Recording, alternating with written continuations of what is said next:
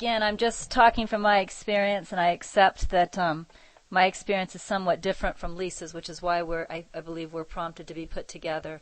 But from my experience, often I'll hear people say, in order for something to be healed, you don't need to know what it is that is being healed, and that may be true for some people. So I'm not saying that is not true.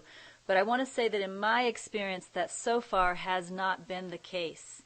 It seems like in order for something to be healed, I did need to know what was being healed, like the belief in rejection, for example, or the belief in betrayal, or the belief in my own unworthiness. And there also seems to be a reason for that, and I see Lisa's agreeing. I think there also seems to be a reason for that, because if I don't know what's being healed, I keep right on choosing it. And of course, it's my own choosing it that is holding on to it. So, for example, let's talk about unworthiness. If I'm in pain, if I'm in a lot of pain, and I don't know that the real cause of the pain that I'm feeling at the time is unworthiness, then what I am doing without realizing it is I am continuing to judge myself with my thoughts. I might look in the mirror at my body and judge my body. I might look at my house and see it not clean enough and judge my house. I might, look at an email that I wrote and judge my writing.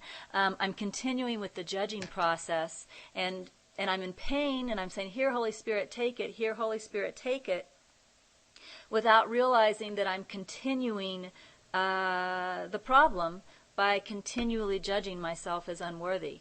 So one thing that has always been helpful to me is to allow Holy Spirit to show me what the problem is, what's causing the pain, like the belief in rejection, for example, in the story I just told. And if I know what the problem is, if I know what is being healed, then I can also watch my mind to make sure I do not continue to choose it. For example, in the story with Laurent and me, and with the rejection, again, the reason that belief in rejection was able to be healed is I quit choosing the belief in rejection. Whenever the pain would come up, I would say, it's not Laurent that is hurting me, it's my belief in rejection. But if I had walked around instead saying, Laurent's doing this, that's such a rejection, Laurent's so mean, Laurent's such a jerk, Laurent's so careless, if I had all of these thoughts which were related to my belief in rejection, it could not have been healed.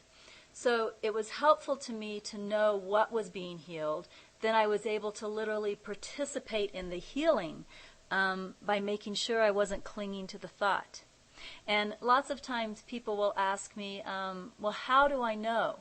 How do I know what the problem is? How do I know what the belief is that needs to be healed? And one thing that I have discovered with time, is that our feelings are pretty good pointers.